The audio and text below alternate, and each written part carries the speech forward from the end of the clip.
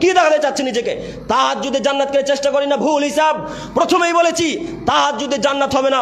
আজ থেকে 1450 বছর পূর্বে মুহাম্মদ সাল্লাল্লাহু আলাইহি সাল্লাম 3 শ্রেণীর মানুষের উপর জান্নাতকে হারাম করে দিয়েছেন।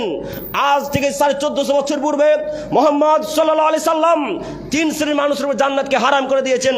তার এক শ্রেণীর মানুষ আর রাজুলাতু মিনান নিসা, পুরুষের বেশধারী নারী। পুরুষের বেশধারী নারীর উপর জান্নাত হারাম।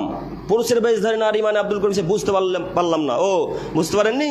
পুরুষের বেশধারী নারী মানে যেই নারী পুরুষের জুতা স্যান্ডেল পরে, যেই মহিলা পুরুষদের জামা প্যান্ট পরে, যেই নারী পুরুষদের টি শার্ট পরে, যেই নারী পুরুষদের বেশে চলাচল করে, তার বাপও জান্নাতে যাবে না, তার মাও যাবে না, তার বড় দাদাও যাবে না। কজন জান্নাতে যাবে না তার জন্যে?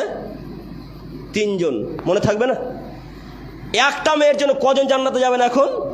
তার বাপ, তার মা, তার বড় দাদা।